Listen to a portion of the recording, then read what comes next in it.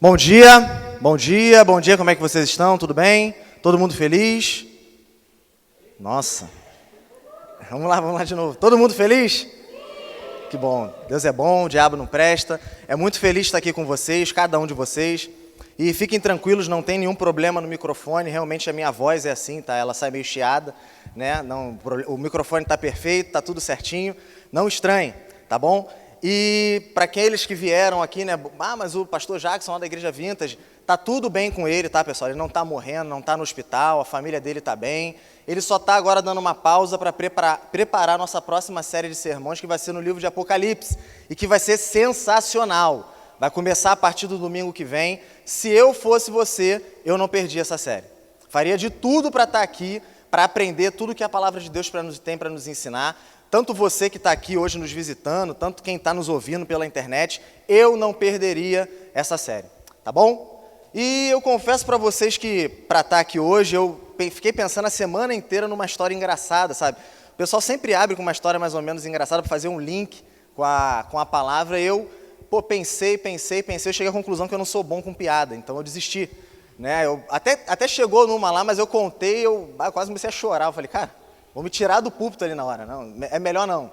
E daí eu pensei no exercício para a gente fazer, para daí a gente entrar de fato na nossa palavra que a Bíblia tem para nos dizer, que é o seguinte: quem de vocês aqui bem rápido consegue lembrar de pessoas com quem vocês conviveram, assim, que conviveram no mesmo ambiente que vocês, seja de trabalho, faculdade, escola, reunião de família, essas coisas, assim, esses lugares onde tem muita gente, e geralmente a gente faz um grupinho nosso ali, só que tem outras pessoas que estão direto com a gente ali, mas a gente não pergunta, não fala, Vocês conseguem lembrar de pessoas assim, que você nunca se interessou em saber a história da pessoa, se você podia ajudar ela de alguma forma, se ela estava com alguma necessidade que você podia suprir? Vocês conseguem pensar nisso? Alguma pessoa assim puxa na memória, ou só eu que sou o egoísta e tenho que ir para o inferno? Conseguem? Sim? Não? A Kel está falando que não. Brincadeira. Então, isso acontece porque nós somos muito rápidos em pensar em nós. Nós somos muito rápidos em colocar os nossos problemas ali, falar, estou com um problema, a vida está difícil, está pegando isso, aquilo, trabalho, família, etc. Mas só que nós somos muito lentos em pensar que as outras pessoas, as pessoas que estão à nossa volta, elas também passam por isso. Nós somos muito lentos em querer agir com elas do jeito que a gente quer que Deus haja conosco, né? E aí surge esse grande problema de passarem pessoas na nossa vida que talvez a gente só lembre dela no dia que a gente receber aquela notícia. Tu lembra do fulano que estudou com a gente? Ah, lembro. Pô, ele se matou. Né? E aí já não tem mais o que fazer. Mas o bom é que Jesus, ele não é assim. Jesus, ele, quando nós éramos não amigos dele, quando por conta do nosso pecado nós éramos inimigos dele, ele olhou para nós no fundo do poço do nosso pecado, veio até nós para morrer no nosso lugar, pagar a nossa dívida, sofrer a nossa culpa para nos salvar, para nos reconciliar com ele. E ele conta uma história na Bíblia que nos ensina a ser cada vez menos nós, cada vez menos egoístas, cada vez menos autocentrados e cada vez mais parecido com ele, como ele lida com o outro, não como nós lidamos com o outro. E para isso eu quero que para vocês acompanharem essa história junto comigo, quero que vocês peguem a Bíblia de vocês e abram ela no Evangelho de Lucas, no capítulo 10, a partir do verso 25. Talvez você nunca tenha lido essa parte da Bíblia, talvez você nem saiba o que é Bíblia, talvez você não gosta nem da igreja, veio porque alguém te encheu o saco e você está aqui, mas provavelmente você já ouviu esse termo, essa história, que é a história do bom samaritano. Em algum momento você ouviu esse termo ou então brincou com alguém, tu quer ser o bom samaritano, em algum momento da tua vida isso aconteceu. E de fato, geralmente esse termo está ligado à bondade, a uma pessoa que faz o bem, uma pessoa que ajuda a outra, coisas desse tipo. E realmente a história ela tem um viés disso. Mas eu quero que juntos a gente pense sobre ela, para ver o que ela tem de fato em sua totalidade para nos ensinar. Aqui hoje, milhares de anos depois de Jesus ter contado ela e dela ter acontecido, de fato, tá? A palavra de Deus ela vai dizer assim para a gente: e eis que certo homem, intérprete da lei, se levantou com o objetivo de pôr Jesus à prova e lhe perguntou: mestre, que farei para herdar a vida eterna? Então Jesus lhe perguntou: o que está escrito na lei? Como você entende? A isto ele respondeu: ame o Senhor seu Deus de todo o seu coração, de toda a sua alma, com todas as suas forças e todo o seu entendimento. E ame o seu próximo como você ama a si mesmo. Tá. Então Jesus lhe disse: você respondeu corretamente, faça isso e você viverá. Mas ele, querendo justificar-se, perguntou a Jesus: quem é o meu próximo? Jesus prosseguiu dizendo: o homem descia de Jerusalém para Jericó e caiu na mão de alguns ladrões. Estes, depois de lhe tirar a roupa e lhe causar muitos ferimentos, retiraram-se, deixando-o semi-morto. Por causalidade, um sacerdote estava descendo por aquele mesmo caminho e, vendo aquele homem, passou de largo. De igual modo, um levita descia por aquele lugar e, vendo-o, passou de largo. Certo samaritano, que seguia o seu caminho, passou perto do homem e, vendo-o, se compadeceu dele.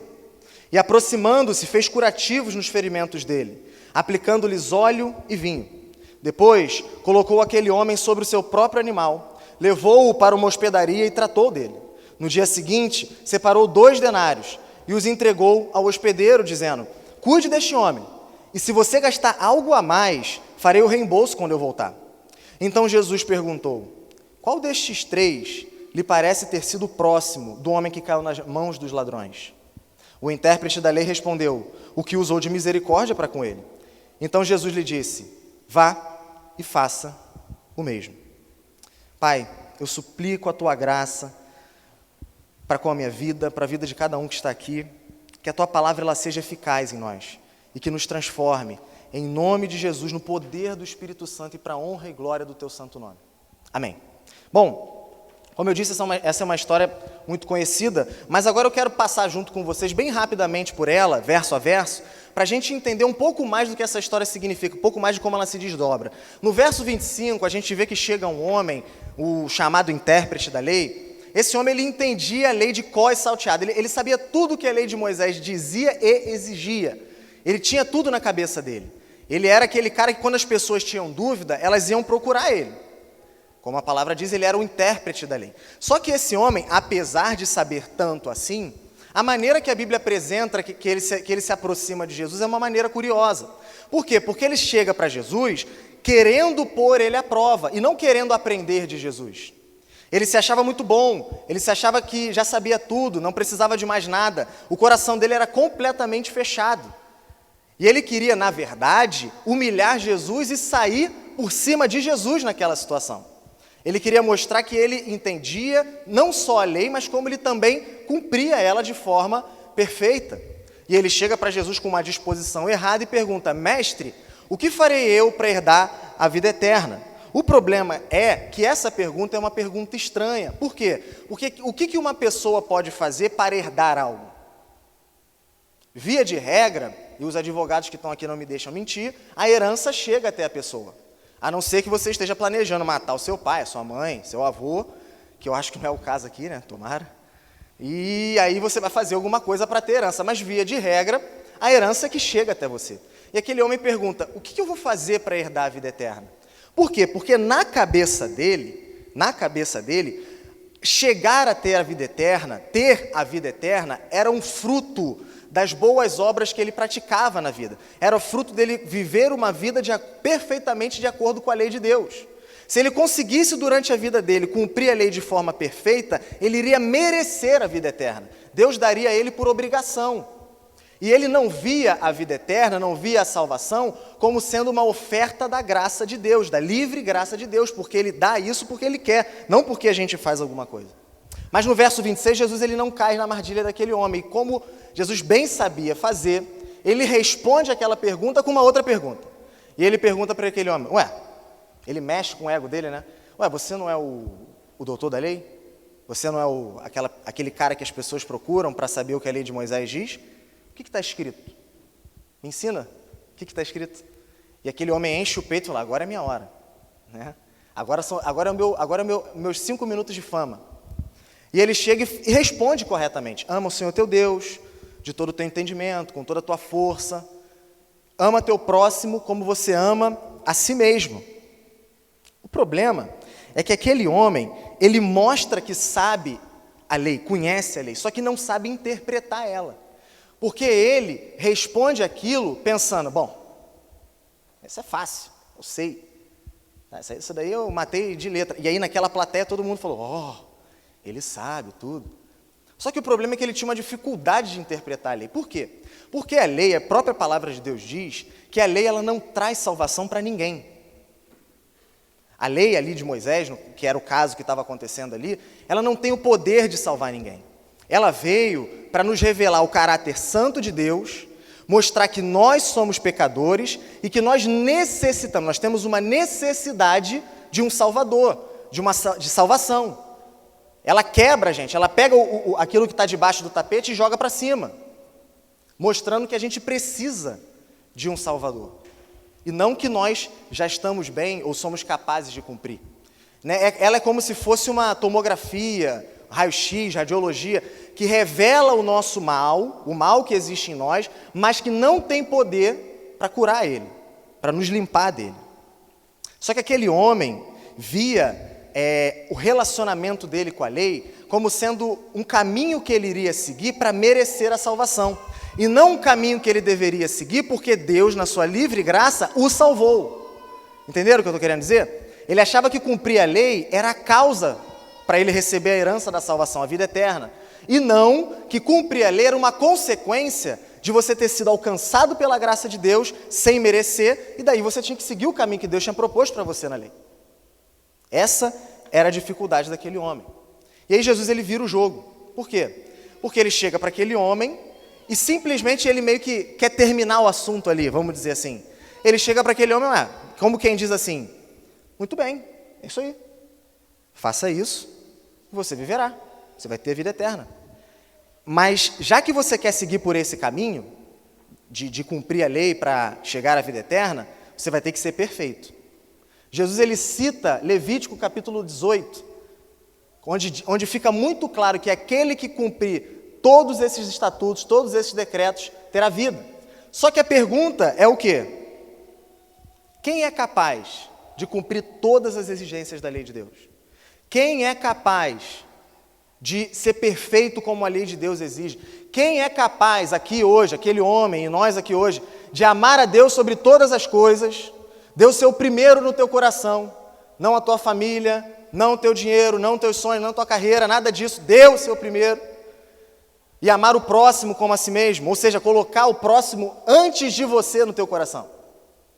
Quem é capaz de fazer isso perfeitamente? Apesar de não ter uma resposta direta aqui, o silêncio ele já serve. E ele responde, não tem ninguém. Ninguém é capaz. Só que aquele homem não desiste.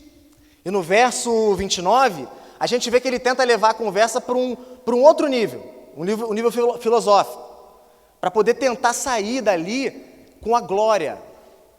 Sair dali reconhecido como bonzão, como alguém que eles tinham que seguir. Sair dali por cima de Jesus.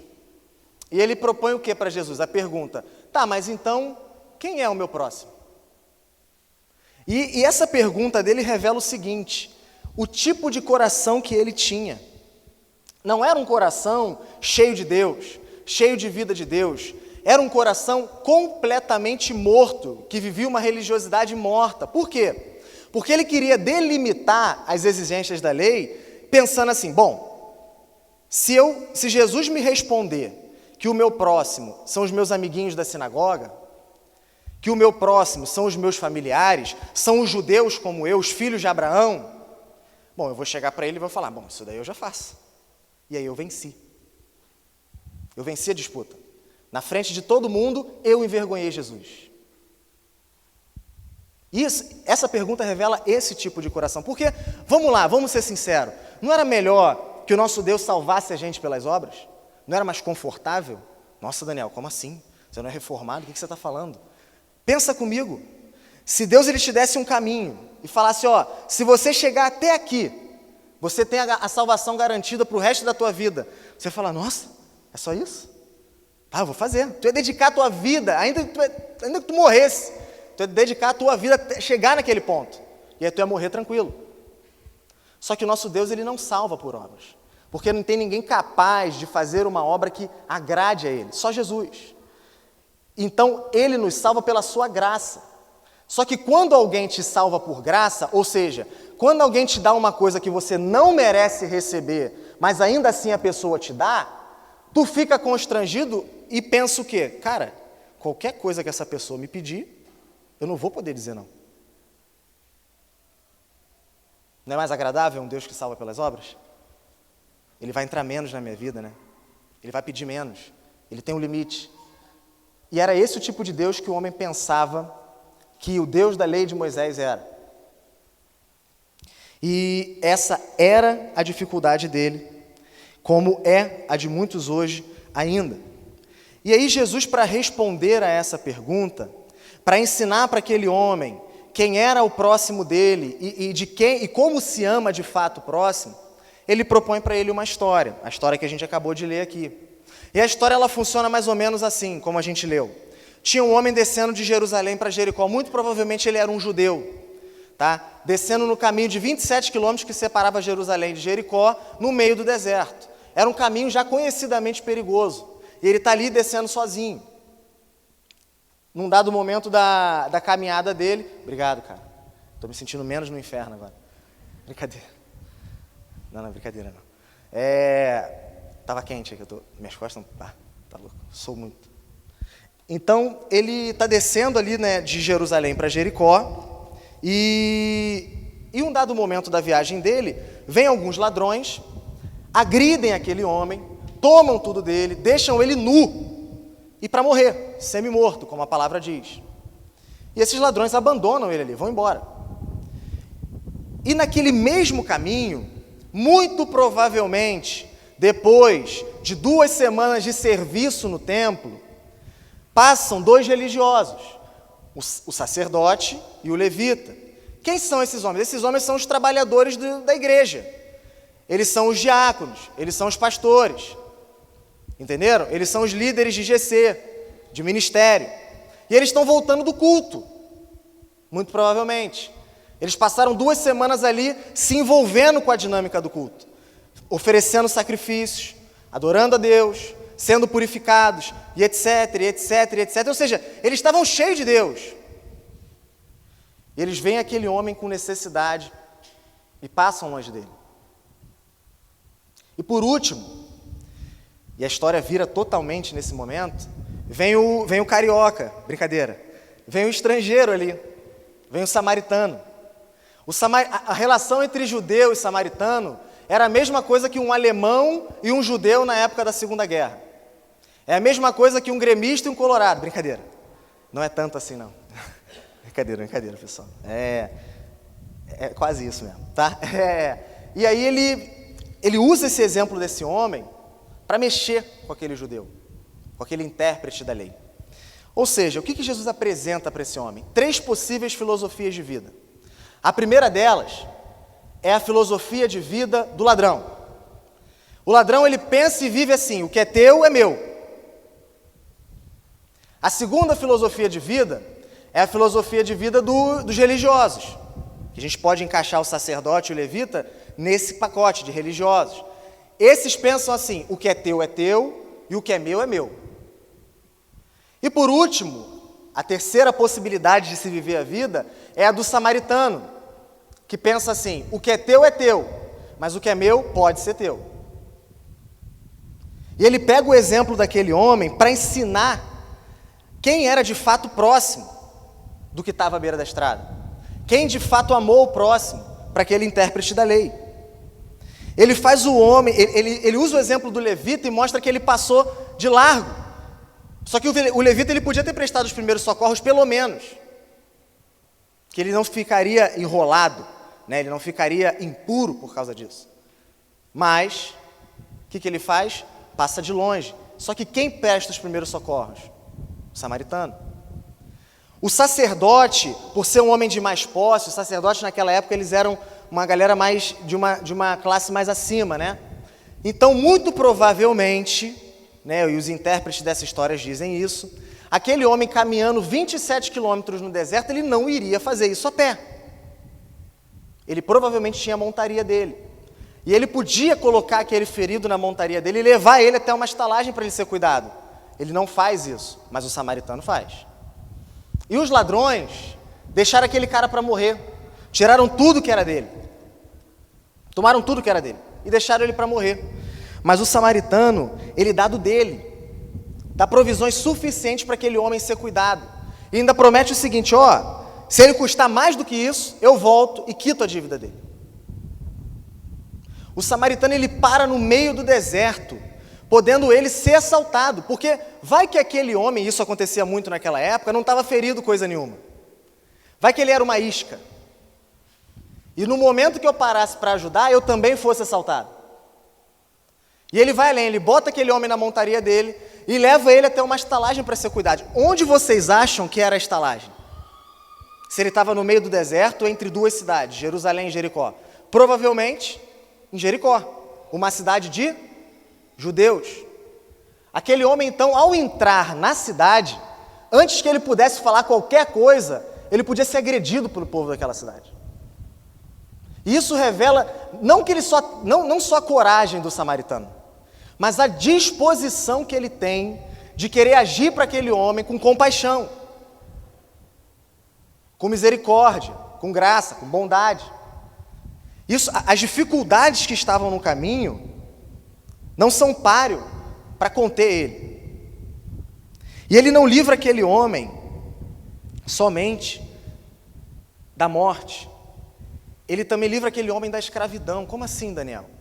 Porque se o que ele prometeu fosse uma mentira, o que ele prometeu? Ó, se ele custar mais do que isso, eu vou voltar e vou pagar. Se isso fosse uma mentira, aquele homem ia virar escravo do senhor da estalagem. Porque ele custou para aquele homem a hospedaria, os gastos com remédio, etc, etc. Tudo isso teve um gasto e alguém tinha que pagar. Se ele de fato gastasse mais e o samaritano não voltasse, aquele homem viraria escravo. E não é isso que ele faz. Ele livra aquele homem tanto da morte quanto da escravidão. E aí a história termina. A história termina. E Jesus ele mostra que os salteadores feriram aquele homem com violência. E ele mostra também que os religiosos feriram aquele homem, mas como assim? Eles nem tocaram nele, justamente com a negligência.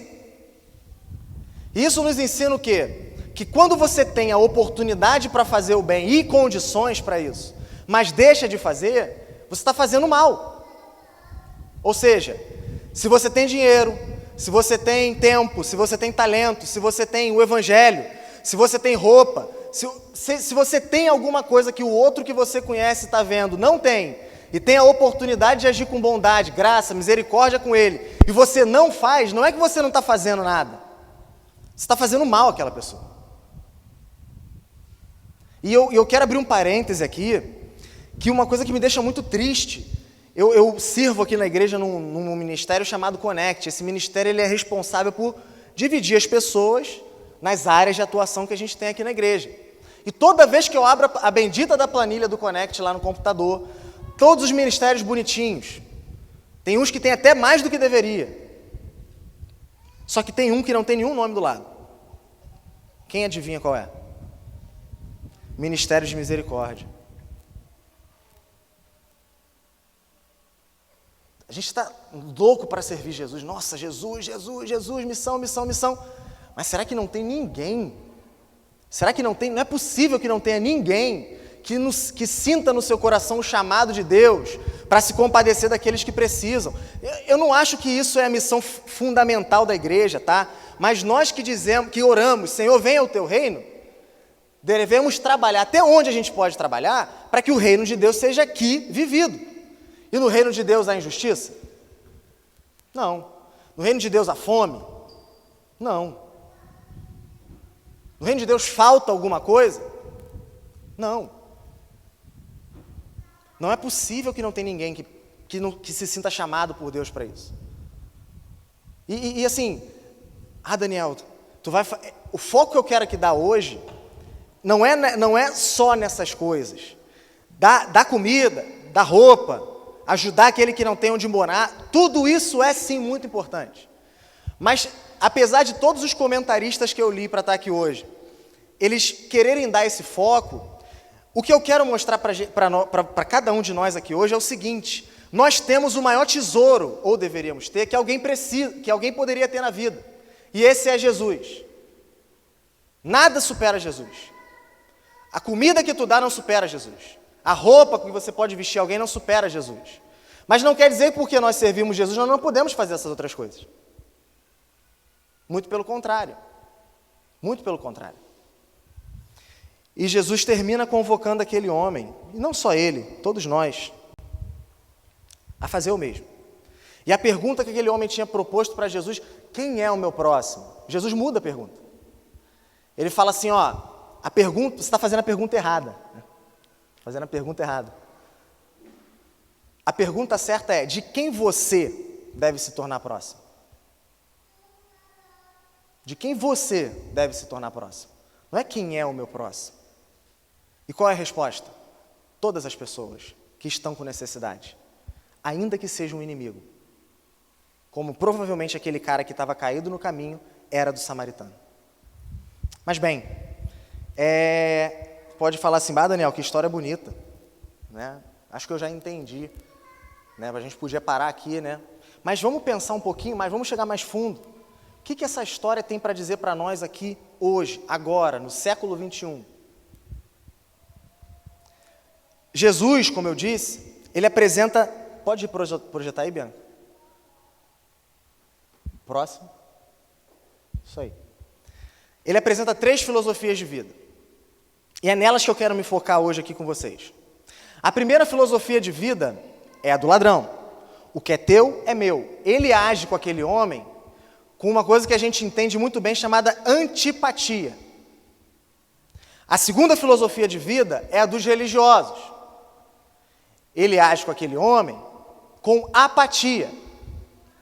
E a terceira filosofia de vida, a possibilidade de se viver a vida, né, é a do samaritano, que pensa: o que é teu e o que é meu pode ser teu.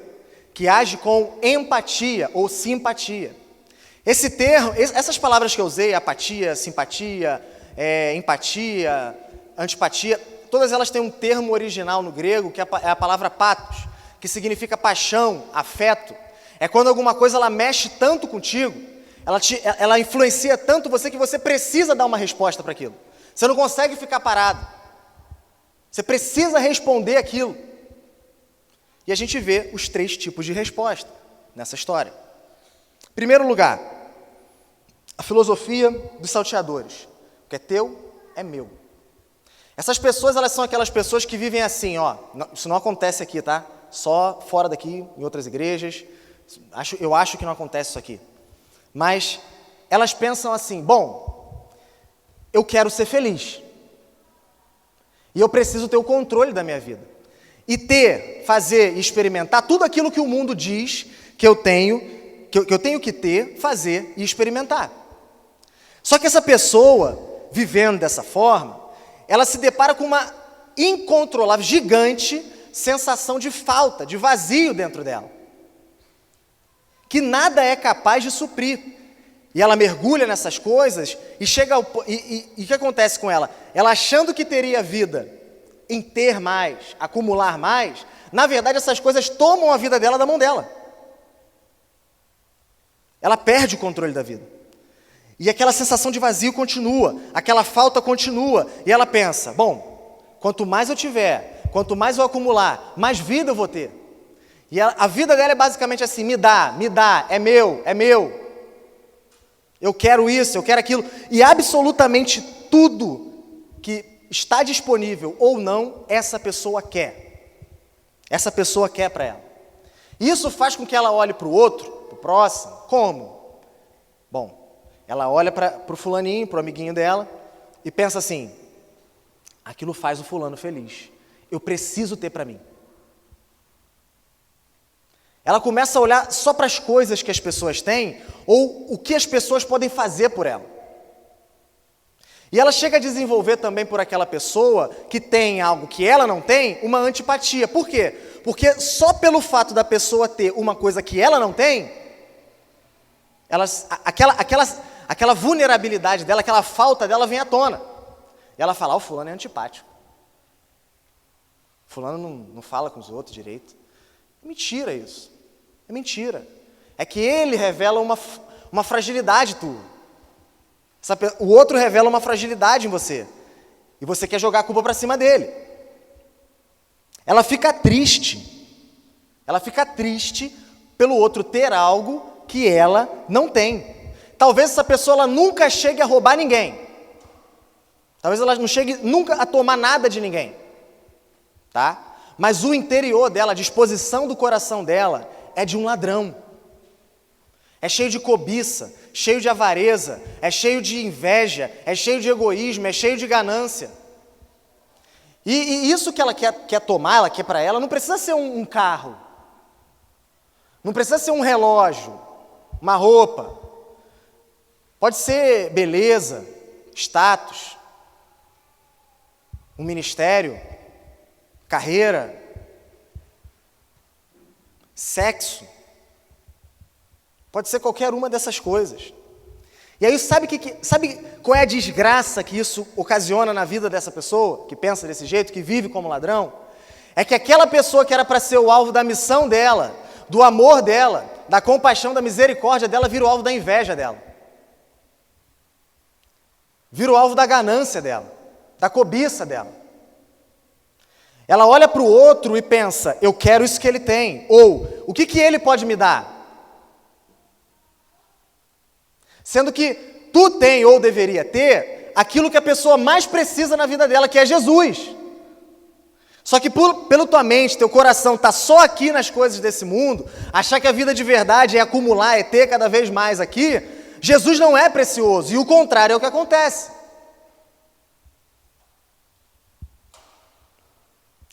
E aí, você passa a olhar para Jesus como? Jesus é só um amuleto para mim. Ele é só mais um na minha vida. Ele é só um meio para eu alcançar um fim. Jesus não me satisfaz. O que Ele me dá não basta. A família que Ele me dá não me basta. A mulher que Ele me dá não me basta. Eu preciso ter outra. O marido que Ele me dá não me basta. Eu preciso ter outro. O trabalho que Ele me dá não me basta. Então eu vou, no meu trabalho, procurar outro trabalho. A vida que Ele está me propondo aqui não basta, então eu vou fugir. Vou deixar tudo para trás. Vou largar todo mundo, vou largar a igreja, vou largar, seja lá o que for. Porque o que importa é você. Porque o que importa é você. É ter mais e mais. E aí alguém pode estar pensando assim, Daniel, acho que tu errou a igreja. Você deveria estar falando isso naquelas igrejas caça-níquel lá, que diz assim, ó, dá tanto, tu vai ter tanto. Faz isso, Jesus vai fazer aquilo. Se você seguir esses 3 passos aqui, Jesus vai te abençoar. E se tu der o carro, Jesus vai dar 2. E etc, etc, etc. Mas deixa eu te fazer uma pergunta então. Vamos ver. Como é que fica o teu coração quando o assunto é dinheiro? Como é que fica o teu coração quando o assunto é o teu time de futebol? Como é que fica o teu coração quando o assunto é a tua faculdadezinha? Tua carreira, tua família, os teus negócios, teus investimentos? Como é? Teu coração bate mais forte, né? Tu se emociona. Se tiver que passar uma noite inteira lendo a porcaria da apostila da faculdade para amanhã tirar 10 na prova, eu faço. Mas ler um livro, ler a Bíblia uma vez no ano, não, isso daí é difícil. Vai ser muito difícil, isso daí não tem tempo. Se tiver que virar à noite para resolver um problema do teu trabalho, tu vira. Tu vira tranquilamente.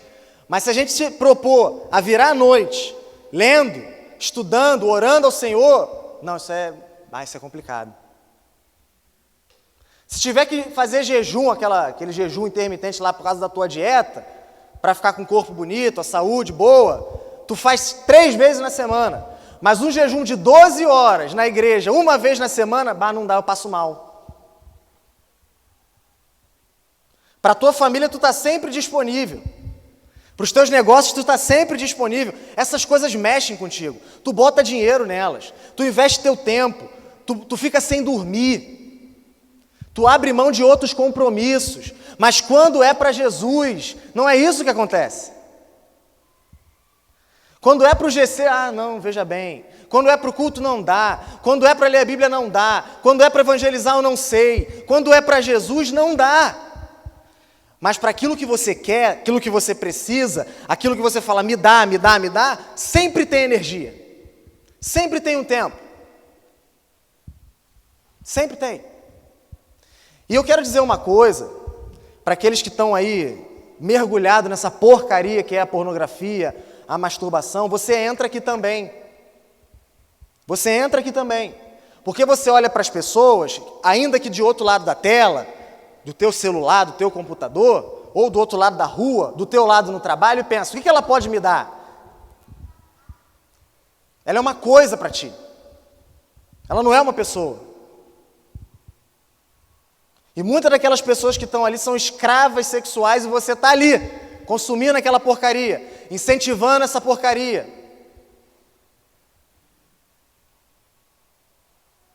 Se tem gente aqui vivendo assim, você é como ladrão dessa história. O que importa é só você. O que importa é ter aqui e agora. Jesus, pode ser até que ele esteja certo, mas vale mais a pena viver para mim. Eu vou arriscar. A segunda filosofia de vida... Obrigado. Eu ia esquecer de falar para passar. Obrigado. É dos religiosos. O sacerdote e o levita nessa história. Como é que eles pensam? O que é teu, e o que é meu. Eles agem para com o outro com apatia. Eles são indiferentes. Né? Por que isso? Porque eles olham para a vida deles e pensam assim, minha vida é muito importante e eu vou viver ela para Jesus. Vou dar minha vida para Jesus. Não importam as coisas. Eles têm aqueles discursos lindos. Não importam as coisas, as pessoas, não importa nada. O mundo que me cerca, eu vou viver para Jesus. Eu vou consagrar a minha vida para Jesus. Eu vou batalhar contra tudo, contra as dificuldades, contra os pecados, os problemas, o mundo, e vou viver para Jesus. E isso soa muito piedoso, né? Nossa, a pessoa fala assim, eis ali como Jesus diz, né, para Natanael, eis ali um judeu, em quem, né, eu esqueci agora, eu falei a palavra errada aqui, eis ali um homem, né, um judeu, onde eu tenho prazer, ou então um homem exemplar, é isso que Jesus está querendo dizer ali naquela passagem. Eis ali alguém que vale a pena seguir, vale a pena imitar. Soa muito piedoso isso, soa muito piedoso. Só que o problema é que essas pessoas, elas têm essa disposição, e seguir Jesus é uma coisa boa, é por isso que a gente está aqui, né? Só que a reação para com o outro que isso produz na vida delas é estranha, porque elas olham para o outro e pensam assim, porque seguir Jesus é uma coisa difícil, exige esforço, não é fácil, não é à toa que a gente tem que entrar pela porta estreita, né? Não é à toa que a gente tem que tomar a nossa cruz e seguir a Ele, né? O reino de Deus ele é comparado com, e mostra que ele é difícil, não é à toa que você tem que pensar, ou sentar, pensar e falar assim, vale a pena? Será que eu vou dar conta? Para depois tomar a decisão de ser um discípulo de Jesus. Mas eles olham para os outros e olhando e pensando nos problemas dele, falam assim, o teu problema é teu problema e o meu problema é meu problema. A vida ela é muito difícil, é um leão para matar a cada dia. Eu já tenho que matar o meu, não vou ter como matar o teu leão. Eu já gasto muito tempo, muita energia, muito dinheiro, muita vida para lidar com os meus problemas. A minha vida já é muito difícil. Não tem como eu investir o meu dinheiro, a minha energia, o meu tempo, para lidar com os teus problemas. Se vira. A tua vida para mim é problema teu. Eu lido com os meus problemas aqui, você lida com os teus problemas daí. E pelo outro não ser ele e fazer parte do mundo do qual ele quer sair para viver para Jesus, viver para Jesus. E por pensar diferente dele, por votar diferente dele, por se vestir diferente dele, por gostar de coisas diferentes dele, por se relacionar sexualmente diferente dele, ele fala assim, deixa essa pessoa com os problemas dela, ó, alguém cuida dela aqui porque eu estou cuidando da minha vida e vou viver para Jesus. Eles querem sair do mundo, eles querem viver para Jesus e ser indiferente com o mundo que cerca eles. Eles são muito rápidos em abrir a boca e falar assim, um dia Jesus me salvou, um dia Ele derramou graça na minha vida, um dia Jesus veio a mim com misericórdia, com bondade, Ele me viu no fundo do meu pecado e me resgatou, mas na hora que eles têm que fazer isso com outro que está na mesma situação que eles estavam, eles falam assim, eu não tenho tempo, eu tenho que lidar com os meus problemas, com a minha vida. São muito rápidos em querer de Jesus, receber de Jesus, mas muito lentos em ser como Jesus. Esses são os religiosos. O que é teu, e o que é meu, é meu.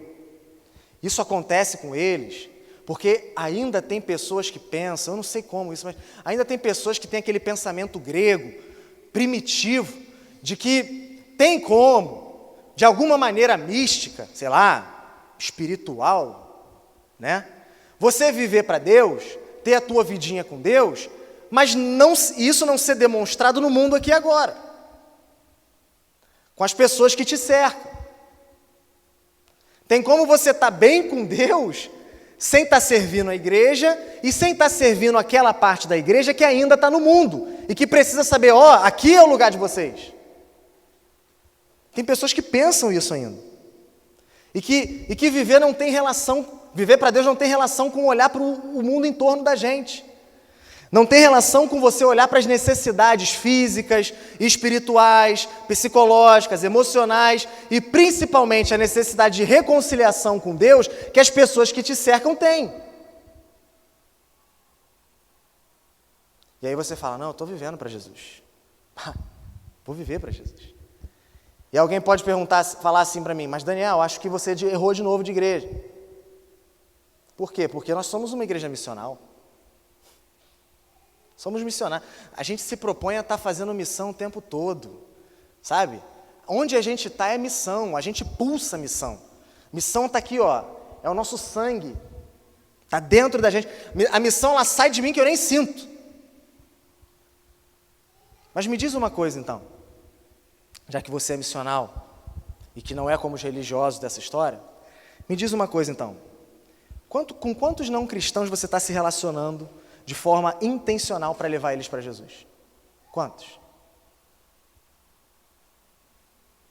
Não entendi a pergunta, Daniel. Com quantas pessoas que não servem a Jesus, que não são crentes, vamos lá, para todo mundo ficar mais fácil de entender, você está se relacionando intencionalmente. Você está gastando o teu tempo, está gastando tua energia, está gastando o teu dinheiro, de forma intencional, tu está planejando encontros, você está querendo se relacionar com aquela pessoa de forma intencional para levar ela até Jesus. Quantos? Irmão missionalzinho. Mas vamos lá, vamos mais fundo. Por quantos não cristãos você ora constantemente, todo dia, para ele se entregar a Jesus? E aqui eu não estou falando só da tua famíliazinha não, tá? Ora pela tua família, tá? Ora para que os que não são cristãos se entreguem a Jesus. Isso é bom, faça isso, tá? O pastor mandou não orar por você, pai. Não, mentira. Faça isso, ore pela tua família. Mas isso é conveniente. Por quantos que são diferentes de você, que pensam como você, que te criticam pela tua posição, você está orando, falando, Senhor, salva aquele homem, salva aquela mulher, muda a vida dele.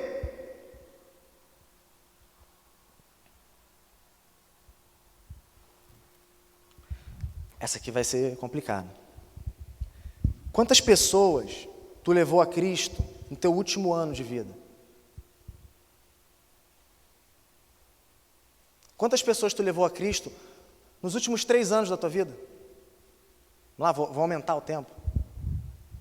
Quantos? Quantos de você levou o teu batismo? Fala, o fulano se batizou. Jesus usou minha vida para alcançar ele. Quantos, meu irmão? Quantos? Sabe o que me deixa triste? É que eu tenho certeza que tem pessoas que sabem que nunca, nos últimos 3 anos, no último ano de vida, não levou ninguém a Jesus. E diz que é missional. Diz que faz parte de uma igreja missional. As pessoas que pensam assim, e que vivem essa filosofia de vida, elas acabam não vivendo vida nenhuma. Sabe por quê? Porque elas olham e falam assim, por que elas falam o que é teu e o que é meu é meu? Porque o que é delas, na cabeça delas, é de Deus. E elas não podem dividir com o outro. Então essa frase seria melhor assim, o que é teu, o que é meu, porque o que é meu é de Deus. E eu vou viver para Deus, eu vou dar para Deus. O outro está morrendo do lado dele, sem Jesus. Ele tem Jesus, mas não oferece para o outro. Não oferece para o outro. Vem, me diz uma coisa, assim, de verdade. Isso te incomoda? Está vivendo assim te incomoda? Não é porque você está na minha frente, tá? Até porque eu não estou nem pedindo para ninguém levantar a mão, falar, me incomoda. Não. Isso te incomoda, cara? Isso mexe contigo como ficar sem dinheiro mexe? Isso mexe contigo como ver o teu filhinho doente mexe? Mexe contigo? Isso te faz chorar?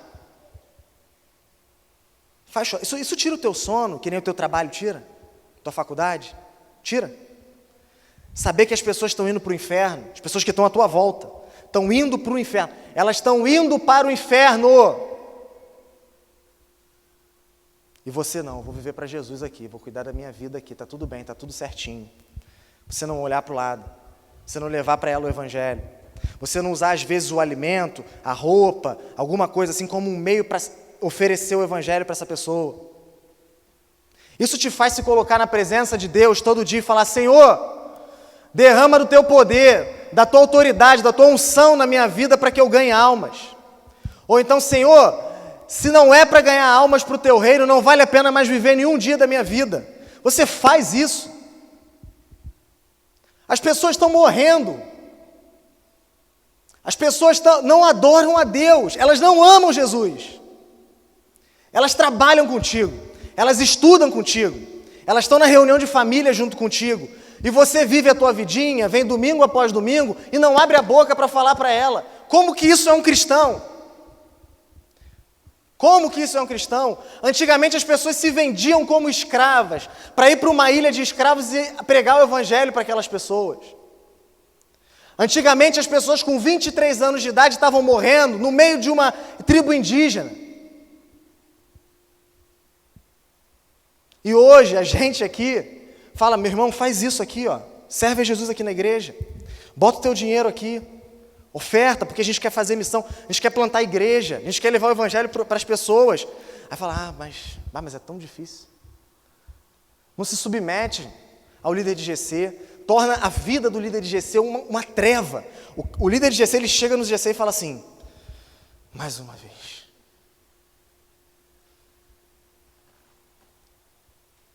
Mas eu estou vivendo para Jesus. Mas eu estou vivendo para Jesus. Gente, isso é uma mentira. E alguém pode levantar e dizer assim, mas Daniel, eu faço tudo certinho.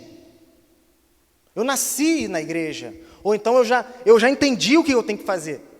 Eu oro, eu leio a Bíblia, eu vou no G6, eu estou em todos os cultos, não falto nada. Eu oferto quando me pedem a mais. Eu sirvo onde me pedem na igreja. Faço tudo isso, mas tu olha para a vida da pessoa, ela empacou. Ela não vive levando outras pessoas para Jesus. Ela não se parece mais com Jesus de cada dia. Então, meu irmão, Se você se encaixa nisso que eu falei, eu quero te dizer uma coisa: você é uma farsa. É uma mentira. A vida que tu está vivendo é uma mentira. É uma mentira. Porque não existe cristão que saiba usar os meios de graça, que use os meios de graça, movido pelo Espírito Santo, que não faça a missão de Jesus, que aquilo não transborde de dentro dele para as pessoas que estão à volta dele. Sabe por quê? Por que você pode dizer isso, Daniel? Porque o exemplo que a Bíblia me dá é esse. Quando o Espírito Santo desceu, lá em Atos capítulo 2, a igreja varreu o mundo. Ela varreu o mundo. Até os ímpios tiveram que reconhecer isso. Lembra? Em Atos, no capítulo 19, aquele homem que trabalha, o artífice que fazia as esculturas da deusa Artemis, essa mensagem ela está varrendo o mundo. Um ímpio reconheceu isso. E você diz: não, eu oro, eu leio a Bíblia, participo do sacramento. O meio de graça não está com problema. A Bíblia não está com problema. A oração não está com problema. A ceia do Senhor não está com problema. O problema está em ti. Porque tu não está ali fazendo aquela coisa com o coração assim: Senhor, eu preciso disso. Senhor, eu preciso disso. Senhor, eu preciso de ti. Não, você vive exatamente como aquele religioso, como sacerdote, como aquele homem que estava questionando Jesus. Tua religiosidade é uma religiosidade morta. Só existe para ti, nunca para o outro. Só que vocês precisam saber de uma coisa. Nós precisamos saber de uma coisa aqui hoje. Aqueles que servem a Jesus e são verdadeiramente habitados pelo Espírito Santo, eles têm que estar dispostos, eles estão dispostos a sair da sua zona de conforto, a se expor ao diferente, a conversar, a lidar, a conviver, a botar para dentro da casa dele a pessoa que pensa como diferente dele, que vota diferente dele, que vive diferente dele, que se relaciona sexualmente diferente dele. E se expor a essa pessoa, levando até ela Jesus. Indo até ela com a única atitude que pode mudar a vida dessa pessoa. Levar comida, Daniel? Não. Isso é bom, faça. Se puder fazer, faça. Dar roupa, Daniel? Não. Isso é bom, se puder fazer, faça. Dar onde ele morar? Não, mas se puder fazer isso, faça. É levar o Evangelho, é apresentar Jesus para aquela pessoa.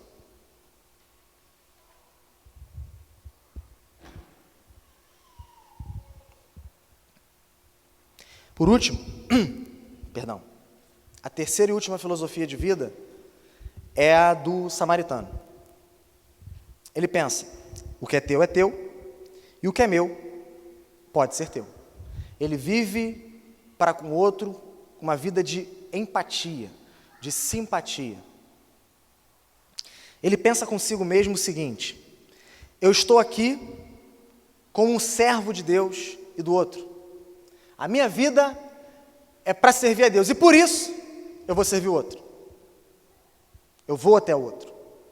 Eu vou procurar a quem eu posso servir. Eu tenho Jesus, Ele é o meu maior tesouro. E todas as coisas que Ele me dá são para eu ser um bom mordomo, para eu servir aqueles que estão à minha volta, para eu realmente dar. Eu devo buscar ajudar todos aqueles que se encontram em necessidade, inclusive aqueles que querem o meu mal. Jesus é o maior tesouro que alguém pode ter. E eu vou viver de forma a mostrar isso para as pessoas, falando e vivendo no meio, para elas e no meio delas. Isso gera no coração dele uma disposição com o outro da seguinte forma: o outro é o alvo da minha missão, e não da minha inveja, e não da minha cobiça, e não da minha ganância, e não da minha luxúria.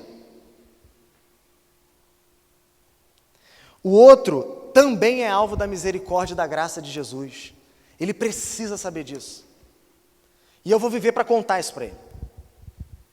Eu vou viver para contar isso para ele, e eu não vou parar enquanto Jesus não ser exaltado na vida dele.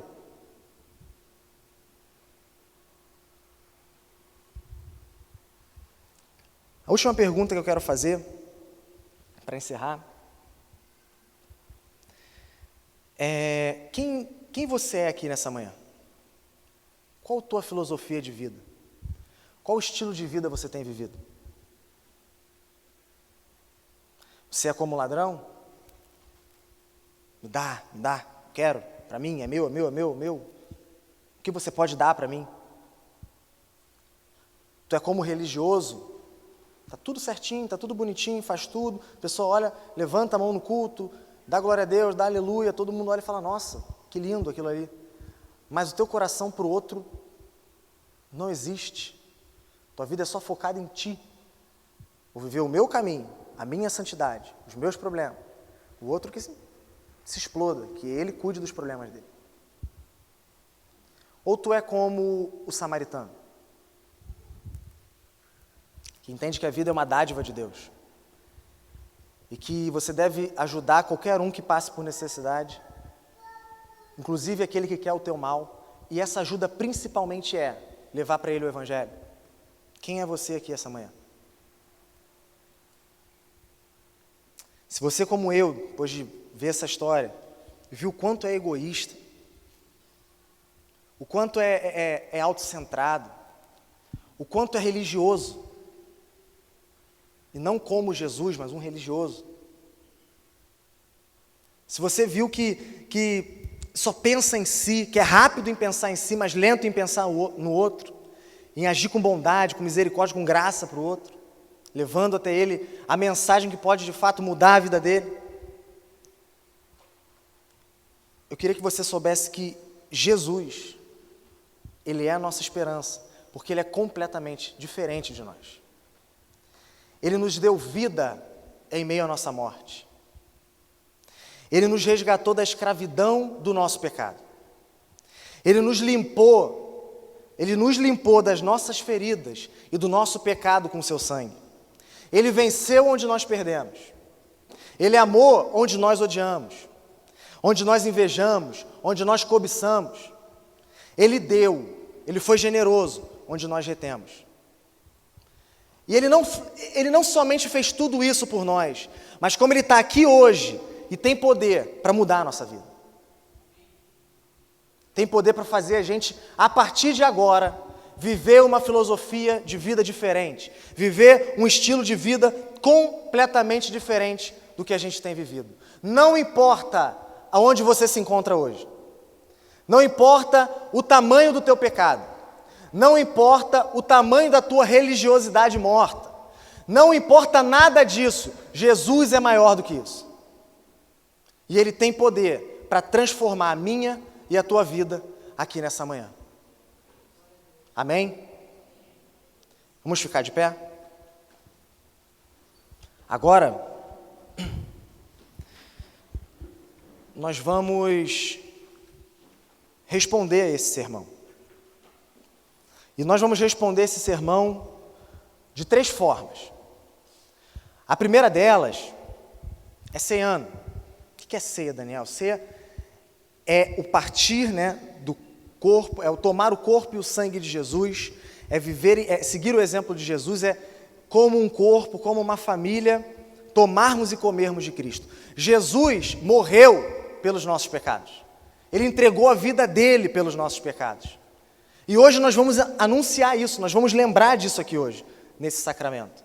E quando você vier participar desse sacramento, venha se arrependendo dos teus pecados, venha lembrando da tua dependência de Jesus, e venha certo, com fé, confiante, de que ao participar desse sacramento, Jesus pode te libertar da escravidão que você está metido. Jesus pode mudar o teu egoísmo, mudar o teu coração. Jesus pode mudar a tua vida, Jesus pode te curar. E eu tenho certeza que muito mais do que pedimos ou pensamos, Ele vai fazer. A segunda forma é ofertando. E aqui eu peço que vocês tenham bastante atenção. Lá vem eles pedir dinheiro. Vamos falar de dinheiro sim, aqui a gente não tem problema com isso. E se você tem problema com a gente falar de dinheiro aqui, bom, você já sabe que aqui talvez não seja um bom lugar para ti. Gente, nós precisamos que hoje a oferta seja um valor expressivo. Surgiu uma conta que a gente não estava esperando. e a gente precisa de pelo menos R$ 5.000 para dar na semana que vem. A gente precisa que você entenda algumas coisas sobre o dinheiro. Em primeiro lugar, ofertar não é uma obrigação. Não é só uma obrigação, perdão. Mas antes de ser uma obrigação, é um privilégio.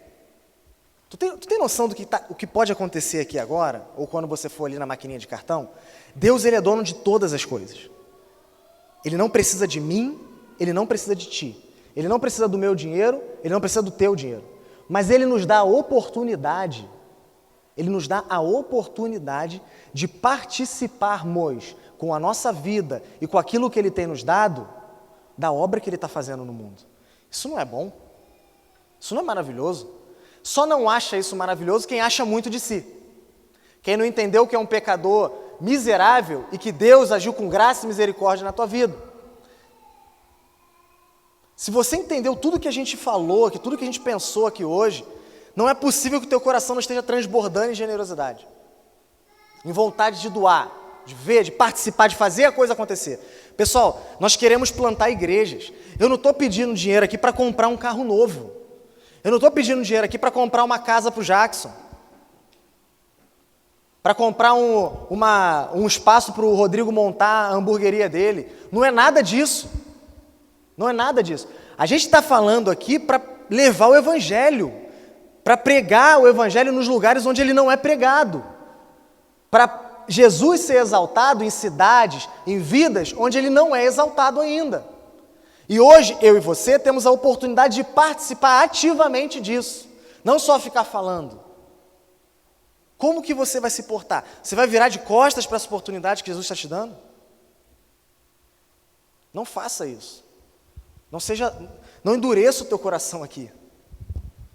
Entenda a segunda coisa que eu quero que vocês entendam é o seguinte: ser generoso envolve sacrifício, sim.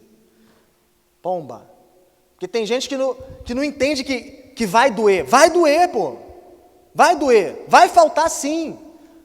Vai faltar para outras coisas, para o luxo, para uma coisinha ali, vou comer fora. Pá, você não vai comer, vai ofertar na igreja.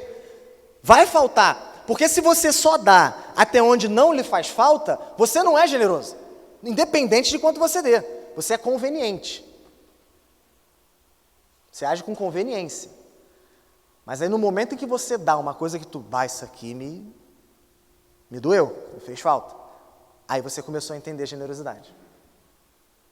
Porque toda generosidade envolve sacrifício. Entenderam isso?